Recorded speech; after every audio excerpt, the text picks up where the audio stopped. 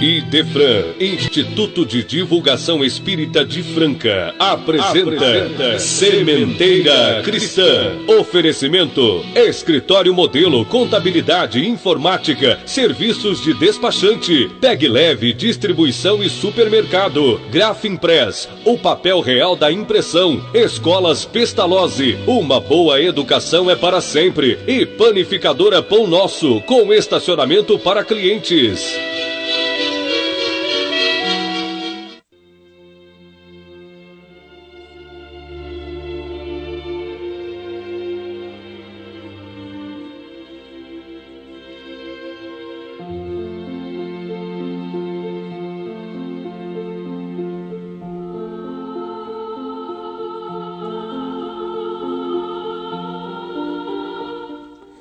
Divino Mestre e Senhor Jesus, nós te rogamos a necessária assistência, orientação e inspiração para o nosso encontro amigo com os ouvintes que se dispuserem a partilhar conosco as bênçãos do esclarecimento que conforta, porque eleva.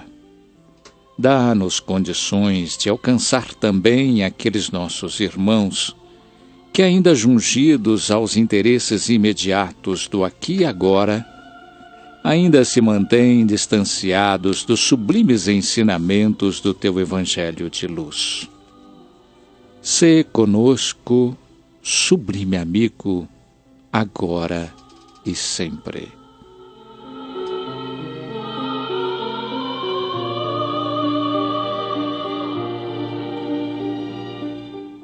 Bom dia, meus caros ouvintes. Bom dia, Luiz Gabriel. Bom dia para você, bom dia, ouvintes da Rádio Imperador. Obrigado pela firmeza que nos proporciona no trato do áudio e da sonoplastia do programa. Hoje, no Sementeira Cristã, antes de mais nada, vamos reapresentar uma entrevista com o nosso confrade, o escritor e orador espírita Dr. Severino Celestino da Silva, de João Pessoa, na Paraíba, a qual fora realizada pelo nosso companheiro Felipe Salomão, por ocasião da presença do entrevistado entre nós para uma série de palestras e seminários. Estejamos atentos para a importância dos assuntos abordados.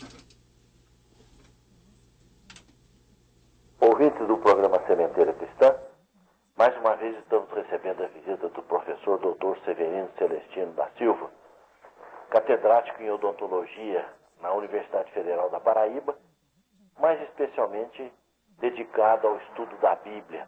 Para tanto, ele fez curso de aramaico, hebraico, latim, grego, dominando perfeitamente estas línguas, para buscar no original o ensinamento que ele queria. E é com muito prazer que nós o recebemos. Então, primeiro, o professor com as suas saudações. Eu gostaria de agradecer a Deus por essa oportunidade, a você, nosso querido irmão Felipe Salomão, e todos os ouvintes, que Jesus possa, neste momento, iluminar nossas mentes, os nossos corações e nos envolver com a sua infinita paz. E nesta ocasião o senhor está abordando raízes do cristianismo. O que o senhor tem a nos dizer sobre este assunto? As raízes do cristianismo é a base de tudo que temos hoje. O nosso querido Emmanuel, Kardec e outros irmãos da espiritualidade nos mostram a necessidade da gente retornar às nossas origens para realmente buscar a essência daquilo que Jesus tentou nos ensinar. Sobretudo o que está contido no capítulo 10 do Evangelho de Mateus, que ali Jesus deixa a receita para que todos nós possamos seguir tudo aquilo que Ele quer na prática sobre os seus ensinamentos. Quando Ele diz: ide, pregai o Evangelho, curai os enfermos e os leprosos, ressuscitar os mortos, dai de graça o que de graça recebeste. Não leve em vossos alforjes nem ouro, nem prata, nem 2 túnicas, nem 2 alforjes, nem sandália para os vossos pés. Então Jesus mostra que para se viver o caminho dele, a gente tem que esquecer o que ele bem dizia: meu reino não é deste mundo. Buscar o Jesus espiritual, sem logicamente nenhuma alienação com relação às coisas materiais, mas sendo, como ele dizia, aquele que põe esperança no dinheiro não é bom. Feliz aquele que armazena tesouro na espiritualidade, nem a ferrugem, nem a traça come, nem os ladrões roubam. Nesta análise que o senhor está fazendo das raízes do cristianismo, das raízes, o senhor tem mostrado a origem do movimento inicial do cristianismo. O que é que nós podemos realçar de imediato? Nós gostaríamos de realçar de imediato o papel de Jesus, da sua família, na continuidade da sua obra e do seu trabalho. Que depois da sua ressurreição, ele dedica ao seu irmão Tiago, que ele chama Tiago Justo, o papel de continuar a sua tarefa, a sua obra. Junto, logicamente, como está lá em Atos, com todos os seus seguidores do cristianismo primitivo, além de Maria e de todos os seus irmãos. Então, eu realço exatamente essa continuidade que se perdeu muito através da história e que ficou, geralmente, a filosofia de Paulo, que nós respeitamos, porém, muita gente entende diferente daquilo que Jesus, o próprio Tiago e o próprio Paulo queria dizer e queria nos transformar. Então, nós fazemos um paralelo, tentando resgatar a essência da mensagem de Jesus, passando por Tiago, passando por Paulo, e com certeza vamos encerrar trazendo o papel da doutrina espírita na união dessas duas grandes e importantes informações. O senhor tem citado várias vezes o gnosticismo. O que isso tem a ver com o cristianismo inicial? Na verdade, Felipe, o cristianismo primitivo era o próprio gnosticismo. A corrente gnóstica que foi perdida, que foi destruída praticamente pelos romanos, pelos concílios, pela política que veio depois do século I, tirou toda a essência e os gnósticos praticamente foram rechaçados, esquecidos. A corrente gnóstica era realmente a verdadeira corrente espiritual do cristianismo primitivo. Ali tinha a reencarnação, ali tinha outras informações morais e espirituais. Todos os gnósticos defendiam um cristianismo racional, compatível com os ensinamentos de Jesus. Essa informação no gnosticismo, no início da igreja, a igreja bem dito aqui, a Casa do Caminho, o senhor encontra essa documentação onde? No livro de Atos. Em Atos dos Apóstolos, nós encontramos muitas informações de como eles viviam, repartiam o pão, dividiam todos os seus bens, viviam em comunidade. Ali eles atendiam, sobretudo, os necessitados e caídos na estrada, aqueles doentes, os leprosos. Todo o cristianismo primitivo vivia em torno disso. E pregavam a reencarnação, que inclusive eles não estavam colocando nada de novo. Eles estavam revivendo e tentando perpetuar aquilo que Jesus diz no capítulo 11 do Evangelho de Mateus. Que João Batista é o Elias que devia voltar. Quando Jesus confirma que João Batista é o Elias que devia voltar, Jesus fala que o Espírito que habitou o corpo de Elias lá no tempo dos reis, aproximadamente 850 anos antes dele, havia retornado, como previa os profetas Isaías e Malaquias, para preparar o caminho e identificá-lo como o Cordeiro de Deus, libertador do mundo. Ele é o Elias que devia vir, referindo sobre João Batista, está lá em Mateus 11, versículo 10 a 14. E no fim Jesus recomenda, quem tiver ouvido para ouvir, ouça. Que era uma expressão dos profetas, que ficava, quem puder compreender. E realmente, os seguidores diretos de Jesus compreenderam isso muito bem e viviam no seu dia a dia. É tanto que o próprio João, na sua primeira carta, diz lá que não acrediteis em tudo que os Espíritos nos disserem, mas antes verificai se os Espíritos são de Deus. Lógico que para João fazer essa recomendação, significava que eles tinham contato com os Espíritos, havia um intercâmbio espiritual, senão não caberia nenhuma racionalidade que João fizesse essa recomendação. Isso que o senhor está dizendo tem alguma coisa a ver com as descobertas de Qumran e Nag Hammadi? Tem, em parte. Tem mais com Nag Hammadi, lá no Alto Egito.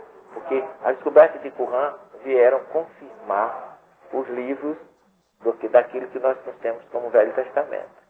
E de Nag Hammadi vieram confirmar os livros do Novo Testamento.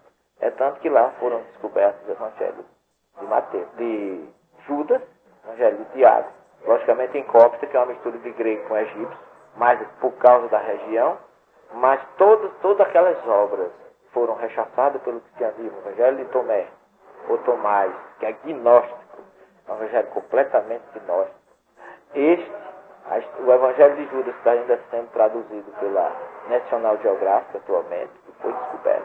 O Evangelho da Infância de Tiago e muitos outros livros que eram tidos pela igreja ou pelo cano do Concílio de Nicéia como apócrifos, estão sendo ressuscitados no presente pelas descobertas, e isso com certeza também fazia parte do projeto de Jesus para que permanecesse a sua mensagem sem ser destruída pela política, pelos interesses pessoais daqueles que se desvirtuaram da sua mensagem.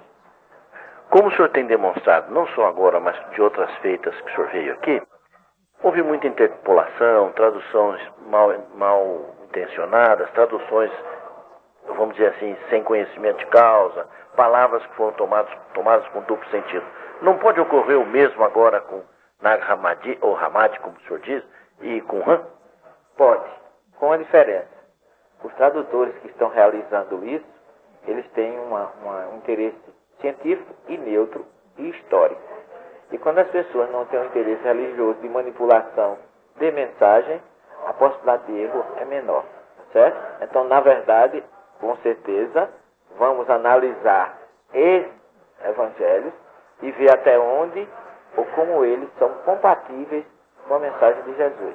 E aqui eu não posso deixar de citar o bom senso encarnado, Allan Kardec, que diz toda clareza na questão 59 do Livro dos Espíritos, que a Bíblia não contém erro. Nós nos equivocamos ao interpretá-la. Então, os erros que existem, os equívocos que existem, serão resolvidos pela racionalidade da busca comparativa do que Jesus diz na sua mensagem com o que a gente vai encontrar nos outros. Aquilo que estiver contrário, porque Jesus disse que o reino dele não pode ser dividido. Quem é por mim não pode ser contra mim.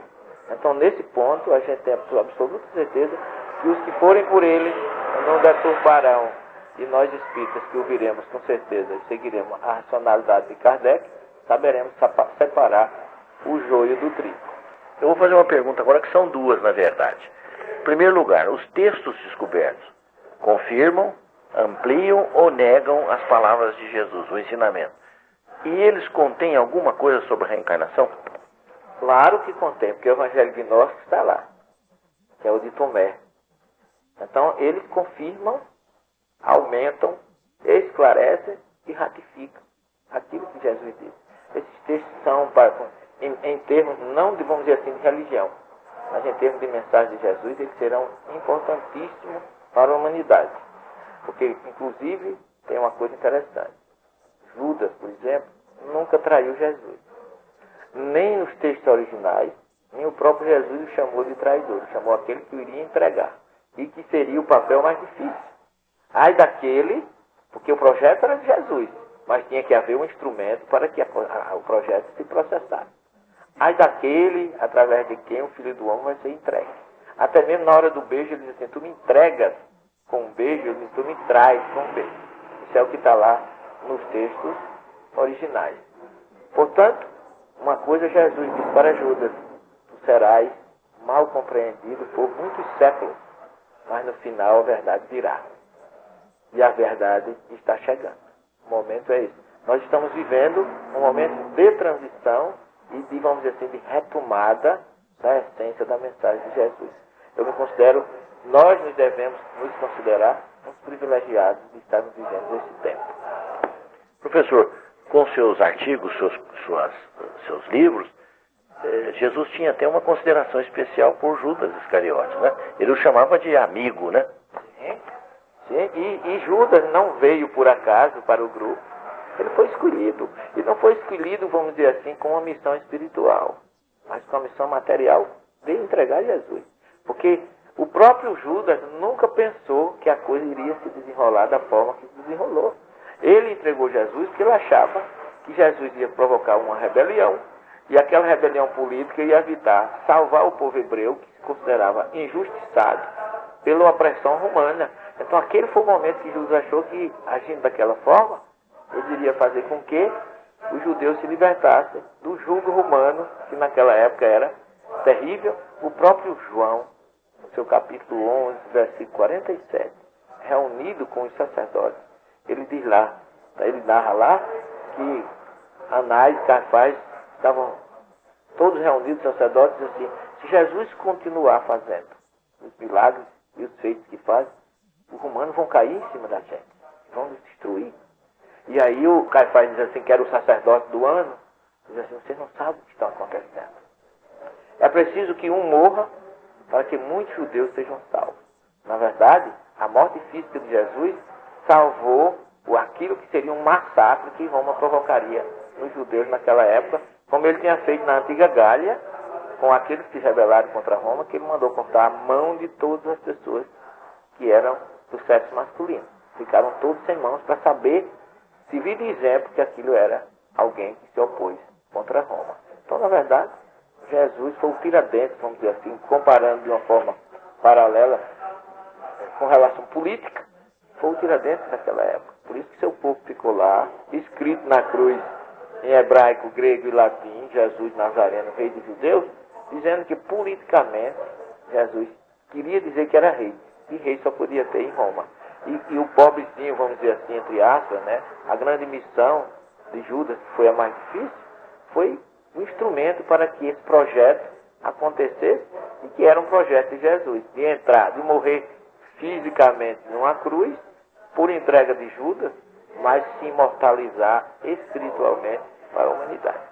O senhor que pesquisa no original e que tem uma identidade profunda com o povo hebreu, os judeus acreditavam na reencarnação ou eles só admitiam a ressurreição? Não, eles acreditavam plenamente na reencarnação. Ainda hoje, toda a corrente ortodoxa judaica é reencarnacionista. Quanto mais ortodoxo é o judeu, mais ele segue a Torá, mas ele acredita na reencarnação. E ele ainda justifica, porque ele chama de Guigu Neshamot, que é transmigração, ou rodas, porque Guigal em hebraico é roda. Rodas da alma, Neshamah, alma, Guigu Neshamot. São os giros, como o sânscrito chama, né? As rodas, que o espírito dá através de diversos corpos físicos, exatamente vindo corroborar o que está em Gênesis 2,7, que Yahvé soprou em nós um sopro de vida. Então, não uma só existência. Isso é público e notório. Jesus, quando falou de reencarnação, ele não falou para ensinar, ele falou para identificar a verdade que era aquele que foi escolhido para ser o instrumento de identificação dele como Messias. Porque os profetas já diziam, Isaías, que viria uma voz pregando no deserto, mandando as pessoas mudarem, como João veio. E Malaquias disse que quem viria ratificar isso era o profeta Elias. Então, nisso, Jesus fez questão de citar para que confirmasse o que diziam as profecias, os profetas, e que ele realmente era o Messias. Mas Jesus não tinha interesse nenhum de pregar a reencarnação, mesmo porque todos sabiam e conheciam ali as perguntas que faziam a ele. Quem diz o povo que eu sou? Diz que tu és Jeremias, Elias ou alguns dos profetas. Olha, Jesus só podia ser alguma pessoa dessa se fosse reencarnado, e Jesus nunca negou. Ele dizia que não era, mas não negou a reencarnação. Ele poderia, teria uma oportunidade, ele dizia assim, não, reencarnação não existe, ninguém volta, não. Só se vive uma vez, e até é usado quando Paulo aos Hebreus diz que só se morre uma vez, mas quem morre é o corpo físico. Cada corpo físico morre uma só vez. Paulo não disse que só se nasce uma vez. Por quê? Porque Jesus disse que é preciso nascer de novo. Ele não podia ser contra Jesus. Então o judeu acredita plenamente na reencarnação. E eles veem a ressurreição como etapa final. Por isso que eles chamam de ressurreição da vida. Por quê? Ressurreição com Deus, não precisa mais voltar. É a última etapa da reencarnação. É a ressurreição. E aproveito aqui para ratificar, que quando Jesus disse que na ressurreição, os bons que fizeram o bem irão para a ressurreição de vida. E não os que tiveram fé, mas os que fizeram o bem. E os que fizeram o mal voltarão para recomeçar de onde fracassaram. É curioso que João Batista, interrogado se ele era o Elias, ele disse que não era. Realmente, bem, boa colocação, Felipe. Ele disse que não era o Elias, mas também disse que não era profeta. Tá certo? E se ele disse que não era o Elias, porque a divina providência tirou da sua memória, do seu perispírito, da sua lembrança do passado, essa informação, que é possível, se nós soubéssemos quem fomos ontem, provavelmente não viveríamos bem hoje. A gente já não vive bem com o que a gente é agora, e vai se juntar com o bolo que nós trazemos do passado. Então, João também disse que não era profeta, e na verdade Jesus disse que ele, além de ser Elias, Vamos ficar agora com João ou com Jesus? Jesus disse que além de profeta, ele era um mensageiro de Deus.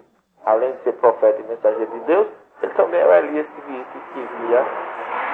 que teria que vir como falavam os profetas. E não fomos de dúvida, se a gente quiser fazer a opção de João Batista e Jesus, a gente naturalmente teremos que ficar com Jesus, que é o mestre supremo, o professor maior da nossa existência. Mas há várias traduções que dizem que ele veio no espírito de Elias, quer dizer, naquilo que Elias, no ensinamento que Elias trazia.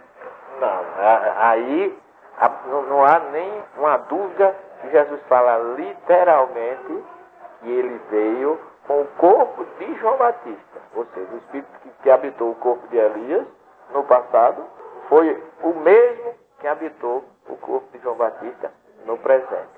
É um espírito com dois corpos físicos identificados por Jesus. Então eu não discuto absolutamente nada. Quem sou eu para ser contrário a uma informação tão clara, tão precisa? Não era o poder, ele tinha o poder já adquirido em outras vidas, mas que agora aquele poder habitava um novo corpo. Não tem a menor dúvida, é isso que Jesus coloca claramente em Mateus 11, como já falamos. Bem, professor, essa conversa vai longe se a gente continuar falando de reencarnação e provas.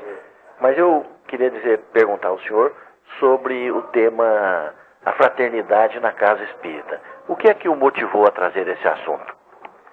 Esse assunto eu fui praticamente instruído pela espiritualidade para preparar esse tema.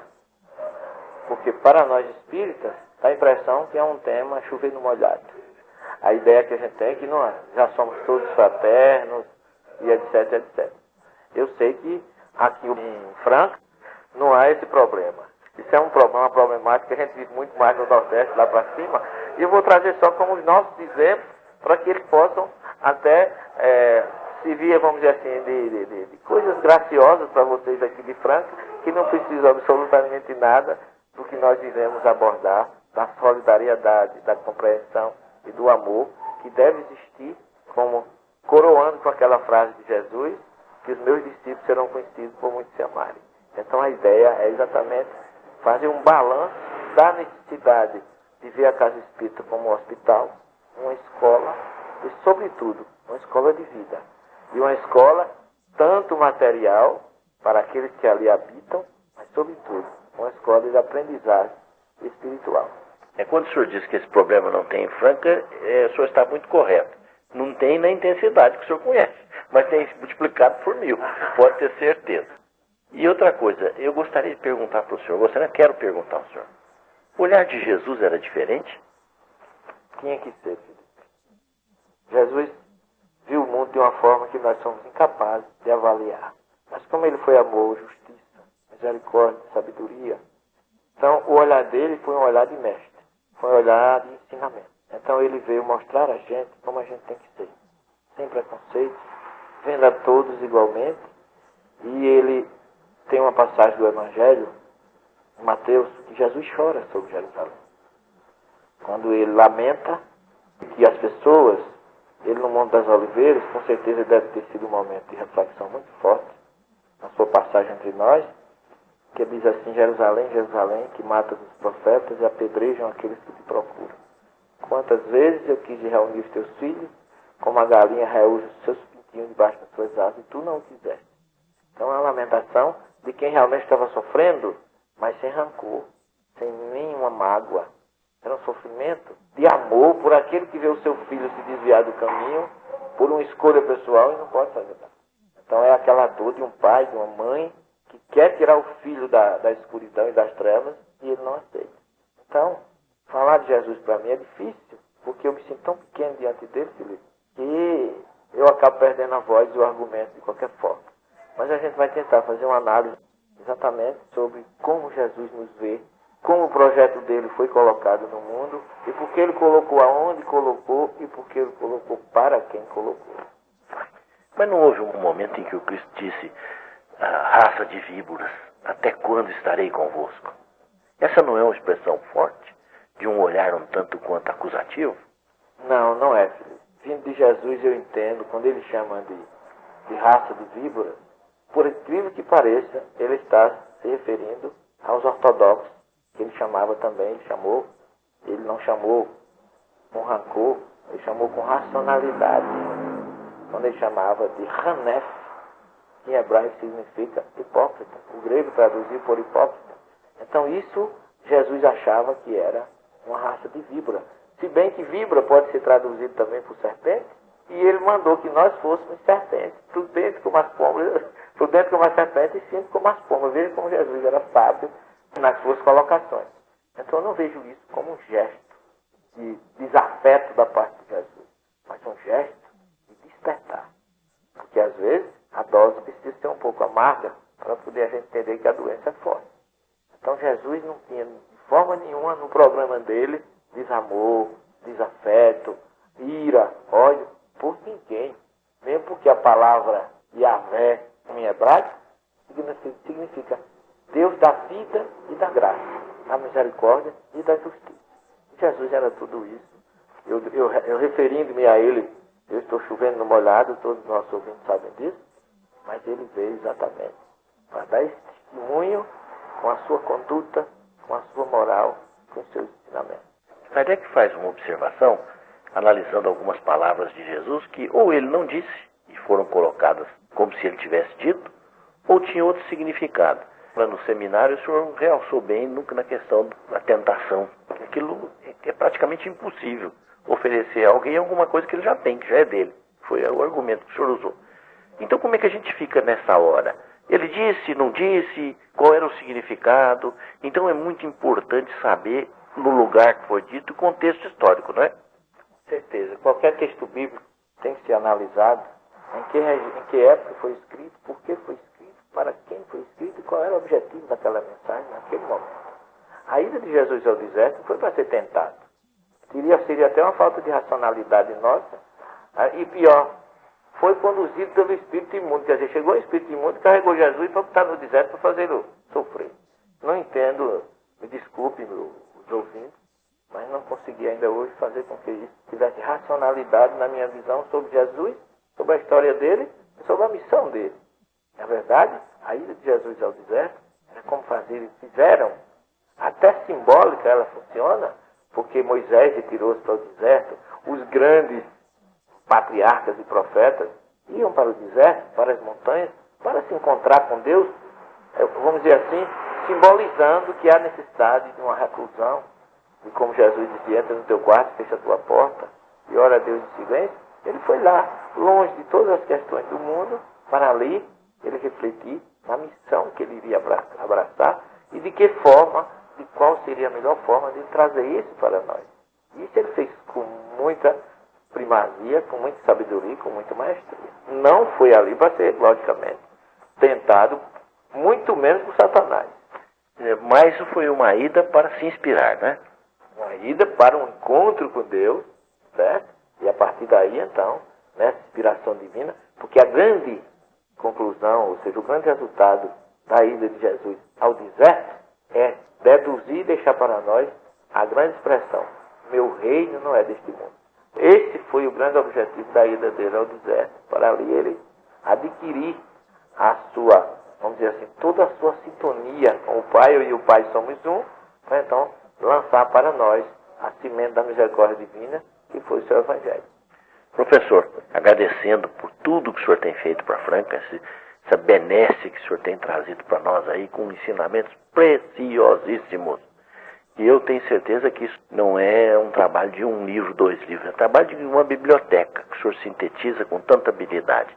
Quero externar os mais profundos agradecimentos ao senhor. Teremos outra oportunidade de estar contando com o seu apoio, seja no meio de Kardec, seja na Confrade, mas queremos agradecer muito por tudo que o senhor tem feito por Franca.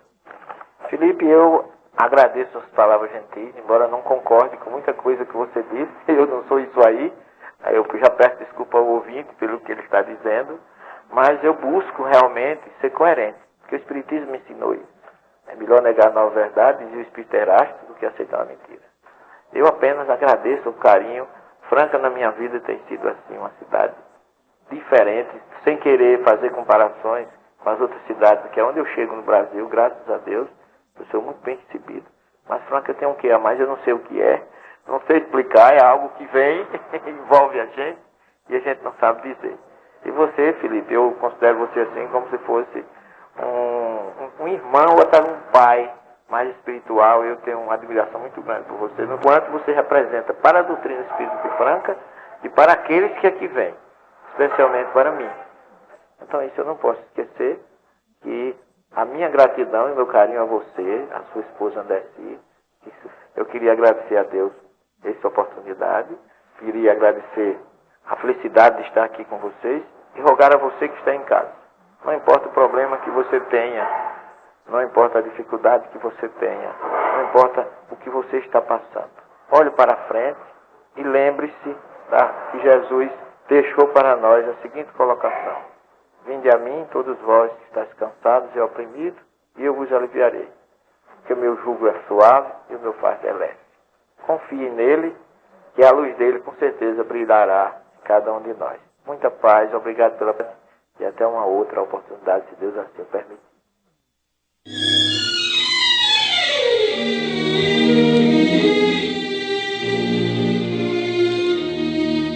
Estamos apresentando Sementeira Cristã. Oferecimento: Escritório Modelo Contabilidade, Informática, Serviços de Despachante, Escritório Modelo Centro e Estação, Pegue Leve Distribuição e Supermercados, Cesta Básica, Produtos de Limpeza, Descartáveis, Sucos em Pó e Líquidos, melhores preços para sua empresa. Distribuição: Rua Carlos de Vilhena 4270, Vila Imperador. Televendas 16 3707 2870. Loja Estação, Rua Voluntário Mário Mazzini 1902. Fone 16 3723 2888. Escolas Pestalozzi, Educação Infantil, Ensino Fundamental, Ensino Médio. Agende uma visita. Fone 3711-0100. Pestalozzi educa, humaniza e faz crescer. Escolas Pestalozzi, uma boa educação é para sempre. Acesse www.pestalozzi.com.br. Grafimpress, o verdadeiro papel da impressão. Rua José Bonifácio 361, Vila Nicásio, 3722-0410 e 3722-0418. Panificadora Pão Nosso, Rua Padre Anchieta 2163 Centro, 3722-2933, com estacionamento para clientes. Idefran, Instituto de Divulgação Espírita de Franca, Major Claudiano 2181 Centro, www.idefran.com.br.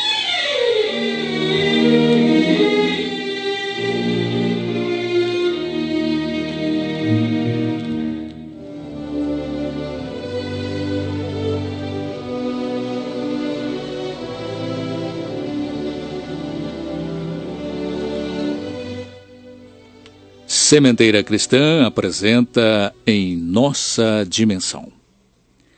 A Natasha McKenna abre em Franca o 41º mês de Kardec com suas belas expressões musicais vindas da mais sublimada inspiração. Ela já encantou o público francano em oportunidades anteriores e com certeza prenderá a nossa atenção com ensinamentos doutrinários através da boa música. O 41º mês de Kardec terá início no dia 3 de outubro, às 20 horas, no Teatro Judas Iscariotes, e terá como tema central o sesquicentenário do livro O Céu e o Inferno, de Allan Kardec. É mais um evento anual que a USE Franca promove no mês de outubro, assinalando a passagem do aniversário do codificador do Espiritismo, entre espíritas e não espíritas de Franca e região.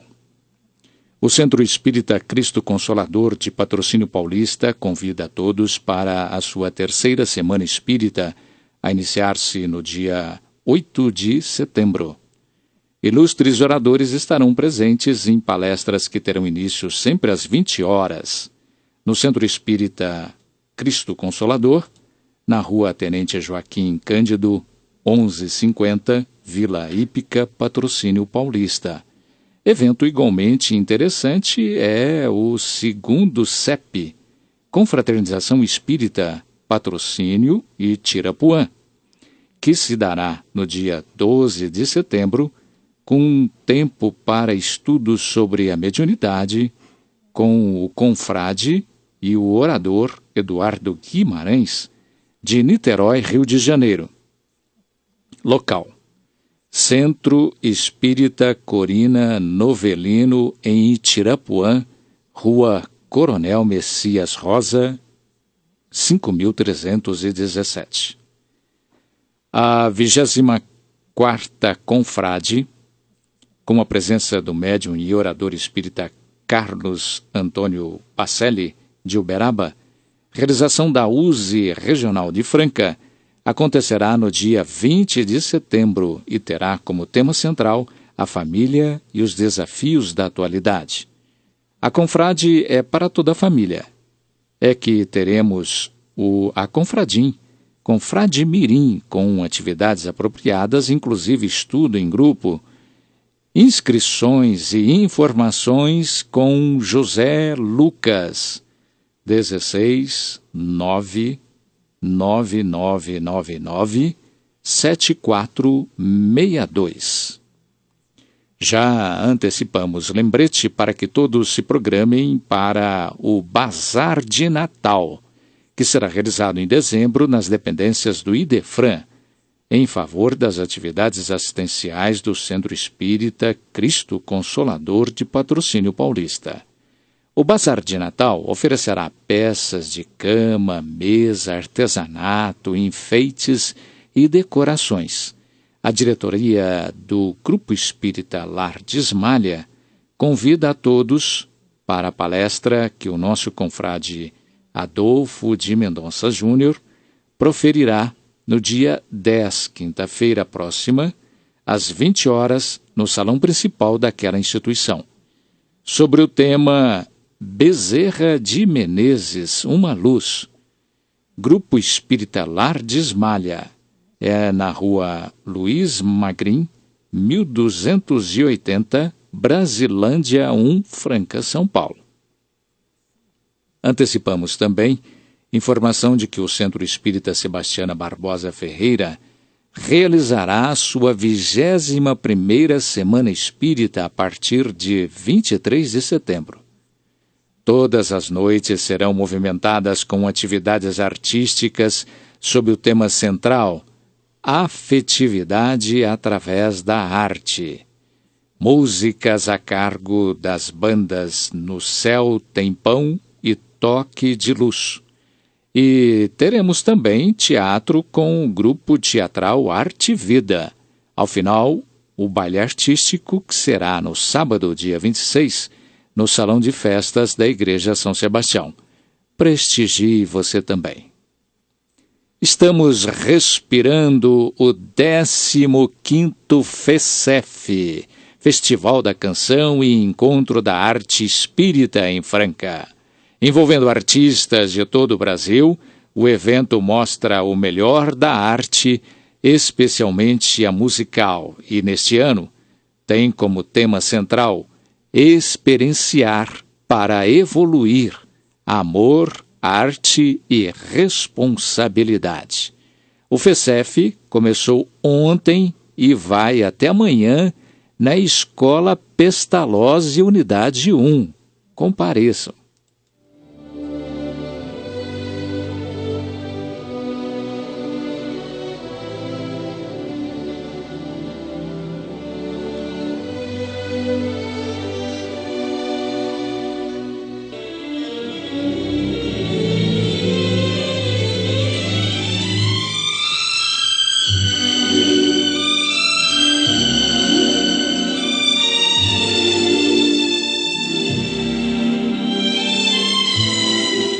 No Sementeira Cristã é hora de Claramente Vivos. Hoje vamos ouvir mensagem que o espírito de Laurinho dirigiu aos seus familiares, especialmente aos seus pais.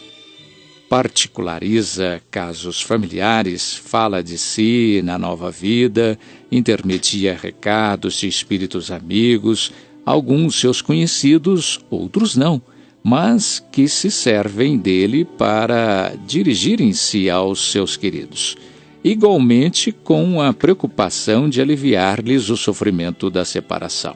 Vamos ouvi-la, na interpretação do nosso companheiro Euri Carvalho. Querida mãezinha Priscila, abençoe o seu filho. Queria dizer tanto, mas as emoções são longas e as frases parecem tintas para decoração limitada. Não sei o que dizer. Que estou feliz? Isso é verdade, mas não estou apenas feliz. Estou reconhecido, grato ao seu amor, à dedicação de meu pai, ao carinho da turma toda, tanto de casa quanto daquela outra equipe, dentro da qual somos em Casa Branca uma casa de alegria e de esperanças. Tudo está revivendo em mim. Seus escritos, para mim, são cartas estruturadas com fragmento de estrelas. Dessas estrelas que rebrilham em sua devoção maternal. Mãezinha, creia, tudo está respondido. Nos pensamentos nossos que se entrelaçam, em que dialogamos sobre a vida. Deus recompense seu carinho. Carinho, sobretudo, na adesão a todos os empreendimentos de seu filho. A senhora e meu pai nunca me insuflaram medo, e a coragem que me deram é um patrimônio que me enriquece de forças novas. É verdade, deixei o corpo num choque entre dois gigantes, um maverick e um eucalipto de força notável, mas nenhum nem outro me impuseram a demissão do carro físico. O velocímetro é que estava numa temperatura de febre, mas o motorista igualmente não teve culpa. Não sei explicar o que é isto, mas a devoção pelo movimento é um sinal dos tempos novos. O progresso por aí é o controle do motor. Entretanto, o motor é uma espécie de coração do avanço tecnológico. Se na Terra conseguirmos, de fato, as 80 batidas por minuto, expressando os 80 quilômetros por hora, tudo seguirá melhor. Nós, porém, os que temos vindo, aparentemente mais cedo, fomos chamados a abrir caminhos. Até que o homem domine o voo com absoluta segurança, muita máquina ainda exigirá aperfeiçoamento. Não estou fazendo a apologia da imprudência, e sim o elogio da coragem, esse destemor que a senhora soube inspirar em cada um de nós. Tudo está bem. Não há motivos para lágrimas, porque estamos todos trabalhando pela melhora total. Ainda me vejo na Avenida São Luís, esnobando as motos, e recordo os passeios no jardim público, trocando ideias com os amigos sobre a melhor maneira de se renovar a vida, sem sofrimentos para ninguém.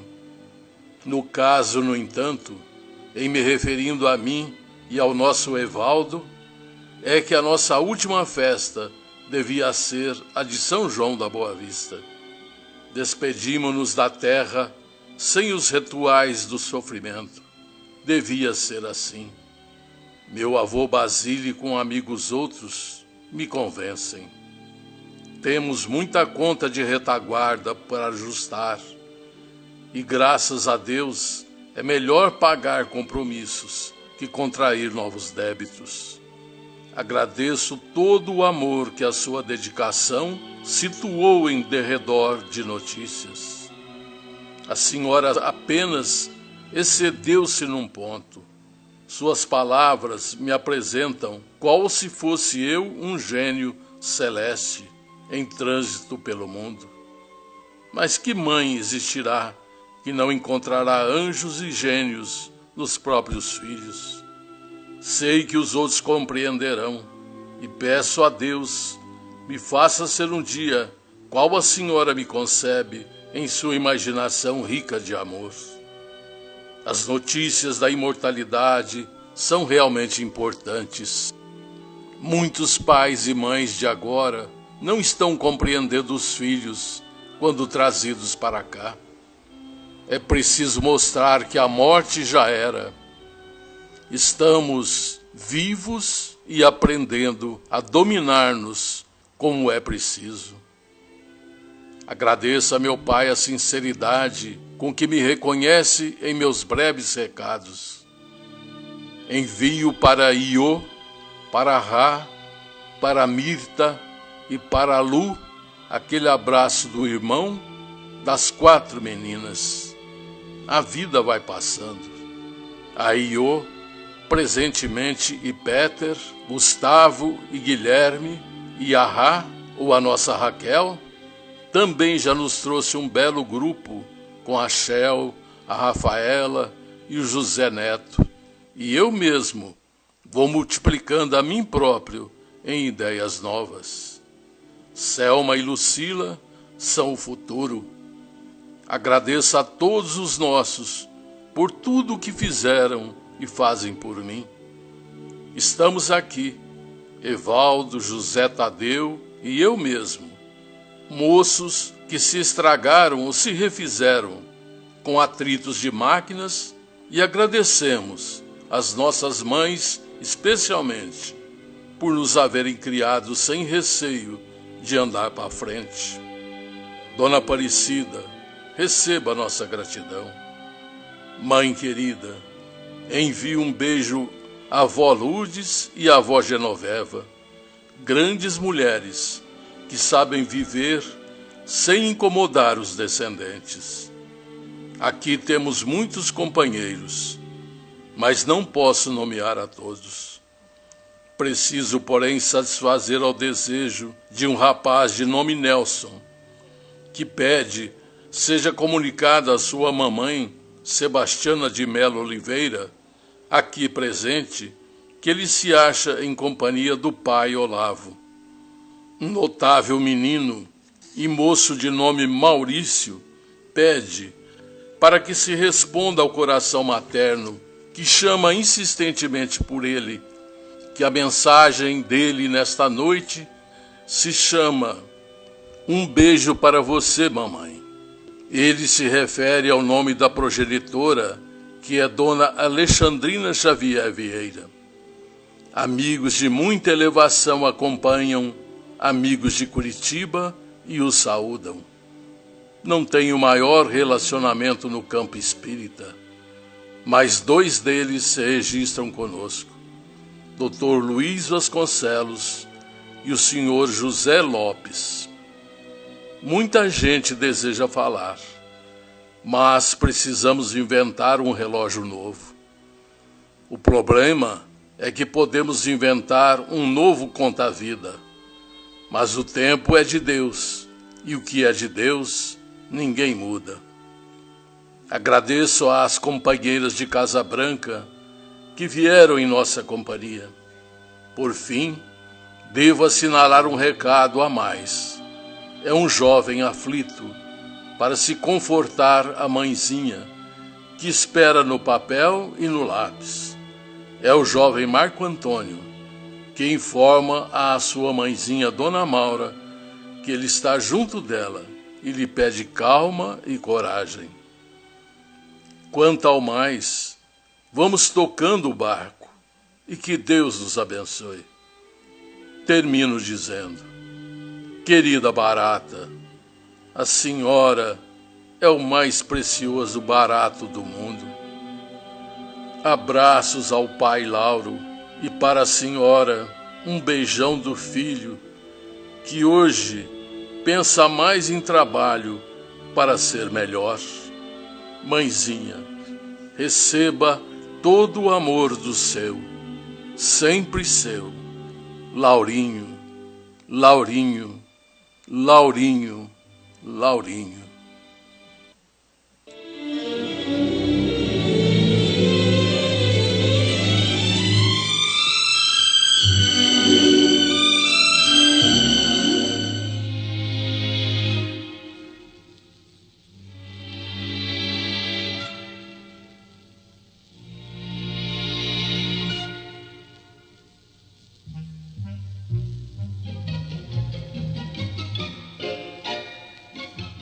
Sementeira Cristã apresenta pergunta e resposta. Hoje vamos ouvir resposta-pergunta do nosso prezado ouvinte, Paulo Sérgio, do Jardim do Éden, que se dirigiu à equipe do Idefran com a seguinte pergunta: qual o papel do Espiritismo diante da sociedade atual que nos parece tão desinteressada pelas coisas do espírito?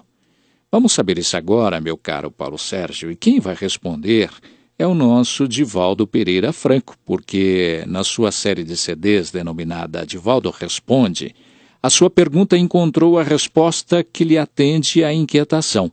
Vamos ouvi-la. A tarefa do Espiritismo, neste momento, é fazer a união da ciência com a religião, o que vem sendo feito. Nós vimos aqui em São Paulo, na universidade, médicos espíritas e professores fazendo as pontes entre o que diz a doutrina e o que afirmam os vários ramos da ciência.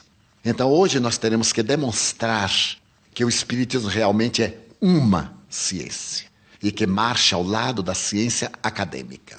Mas qual é a tarefa nossa? Vivenciar o que o Espiritismo ensina. Porque o mundo está cansado de teorias extraordinárias, mas nunca se cansará de teóricos que realizam aquilo em que acreditam e aquilo que divulgam.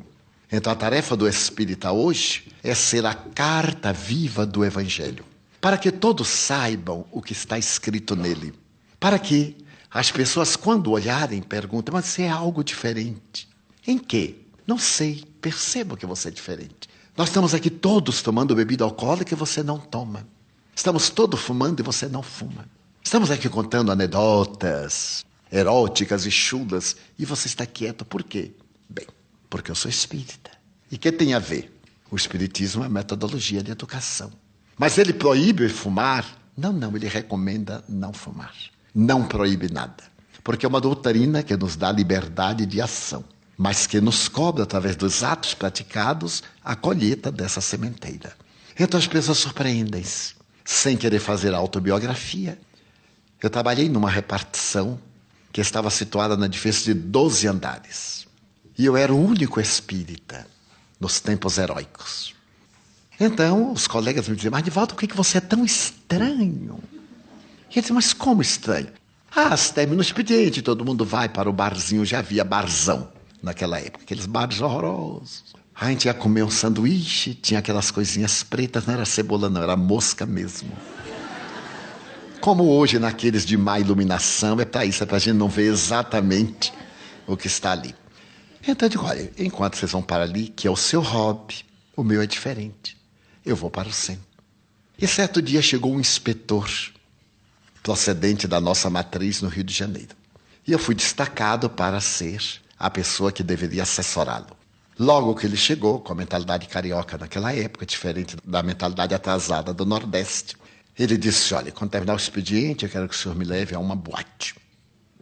Eu disse: meu Deus. Então eu tinha um colega que era o rei da noite. Eu perguntei: qual é um lugar assim que você me recomenda, um lugar bom? Ele disse: bom, não sei, mas eu sei os mais agradáveis. Um agradável, que não seja assim tão agradável, mas para levar aqui o nosso chefe, ele me deu uns endereços. E havia naquele tempo um lugar chamado Cassino Tabariz. E eu digo: meu Deus, como é que eu vou entrar? Que eu não sabia que tinha que pagar, não tinha que pagar. Tinha assim, consumação. Também eu não sabia o que era consumação.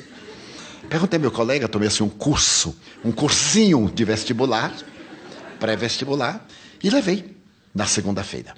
Na terça, ele chegou tarde, assim, um pouco encharcado. E ele disse: hoje à noite, depois das 10. E eu perguntei: mas depois das 10, que horas? 11 horas. Eu fiquei contente porque dava tempo de ir à reunião. Então foi a reunião, rezei bastante para depois fazer a outra viagem. Fui buscá-lo no hotel, levei a um segundo lugar. E assim, até a sexta-feira. Ele desfrutou segunda, terça, quarta, quinta e sexta. E no sábado ele disse: é o coroamento, porque domingo eu vou embora. Então eu digo: olha, aqui é a Bahia, que a cidade de Salvador não tem tantos, pelo menos que eu saiba. E eu levei ao senhor a esses lugares que amigos me informaram, mas eu não sou habitué. Eu notei que você não bebeu, que você não fumou, que você não dançou. Imagine naquele tempo dançar rumba. E havia sido lançado, naquela época, um estilo novo, a conga. Como eu sei que há algumas pessoas aqui desse tempo, poucas, mas há bastante. Então, quando eu vi aquele povo, mas eu achei de um ridículo. Mas eu ficava rindo para dar a impressão que... rindo, e o povo dançando e tal. E chegava a certa hora, ele me dispensava. Ele continuava e eu ia embora. E ele disse, agora eu gosto de levar ao senhor ao lugar onde eu tenho o hábito de ir. Ele disse, o quê? Eu digo, na nossa casa espírita. Mas você é espírita? Sou sim, senhor. Mas você acha que eu vou lá? Eu digo, note bem. Eu não estou de acordo com a sua conduta, mas fui aos lugares que lhe aprove durante 5 noites. E agora que o senhor não tem aonde ir, porque eu não sei mais, eu convido para o senhor ir aonde eu vou. Como termina 9 da noite, o senhor pode eleger das 5, uma na qual vai voltar, ou alguém lhe informa uma outra sexta. Mas gostaria que o senhor fosse. E pelo princípio de urbanidade, o senhor tem o dever de me retribuir. Porque como seu assessor, eu trabalhava até as 18 horas. E o senhor me pedia para assessorá-lo depois das 23 até as 4 da manhã. Naquele tempo chamava pagar extraordinário e nunca pagou nada. Hoje é banco de dados, né? Faz um banco de depósito de horas. Banco de horas, que a pessoa não recebe nunca. Porque morre. Bom, ele então ficou constrangido. Que horas termina? Eu digo entre 9 e 9h30. Nunca 9h30, mas começa às 8 pontualmente, 9h15. Tá bem, eu irei. Se você me levar depois a uma que eu vou eleger, porque eu não sei o endereço, não me lembro. Eu digo, sim, senhor, deixando o senhor na porta. E ele foi. Marcamos o horário, eu fui buscá-lo, levei-o ao centro, e era eu quem fazia a palestra naquele dia. Era sorteado um texto do Evangelho. Eu aí ajudei os guias, eu deixei uma marquinha assim quando abri.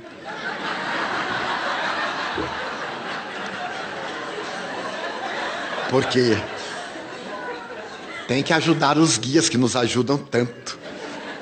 Podia sair aquele texto muito bonito, se fosse um homem de bem, teria morrido. O que é que eu ia explicar ao homem?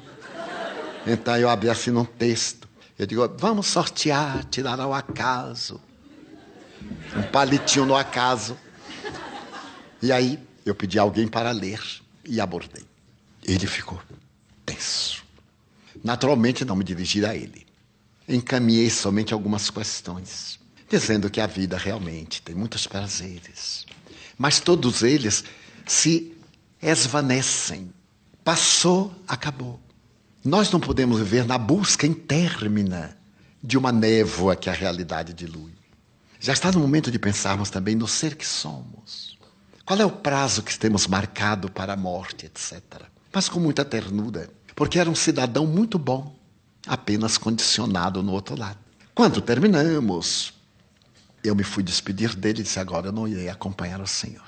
Mas eu vou pedir a um amigo para levá-lo, porque eu tenho outros compromissos, eu tenho que atender umas pessoas enfermas, e isso vai até muito tarde. Ele me olhou com muita seriedade e disse, você atende pessoas enfermas? Sim, senhor. Elas foram selecionadas, e agora eu vou para uma saletinha, cada um vem e conversamos. E o que é que necessita para ser selecionado?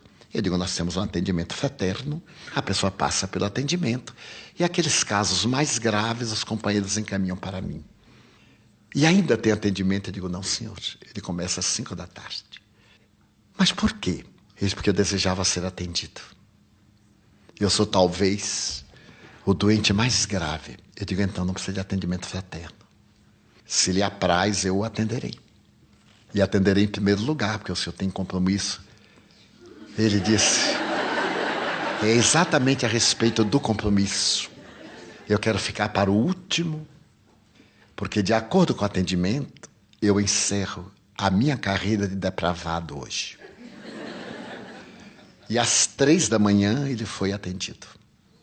Sentou-se, olhou em volta, uma pequena mesa, 2 cadeiras, as obras de Kardec, mensagens que eu sempre dou às pessoas.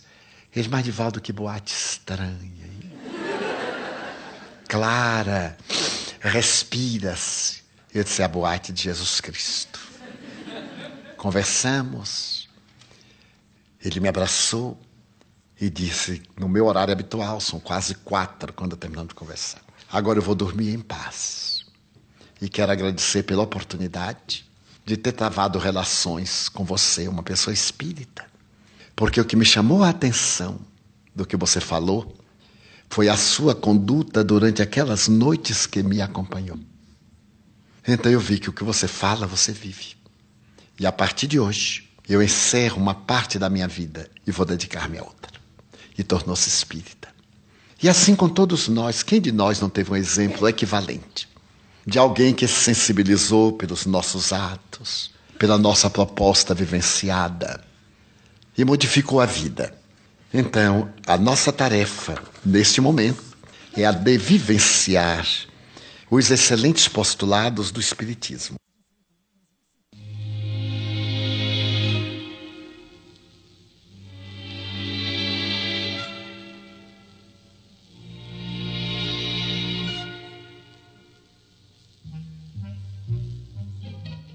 Há pequeninos prazeres que, à maneira de micróbios violentos ou perseverantes, que nos desintegram o envoltório físico, nos intoxicam a alma e lhe destroem a mais santas esperanças. Com esta advertência do espírito André Luiz, pela psicografia de Chico Xavier, encerramos o nosso Sementeira Cristã de hoje. Lembrem-se que o Sementeira Cristã pode ser ouvido também pela internet em tempo real. Digite www.radioimperador.com.br. A qualquer hora, www.idefran.com.br. Apresentou Eurípides Mendonça. Participação de Euri Carvalho e de Valdo Pereira Franco. Áudio e sonoplastia, Luiz Gabriel. Inserção digital, Antônio Carlos Essado. Fiquem agora com a celebração dos nossos irmãos católicos.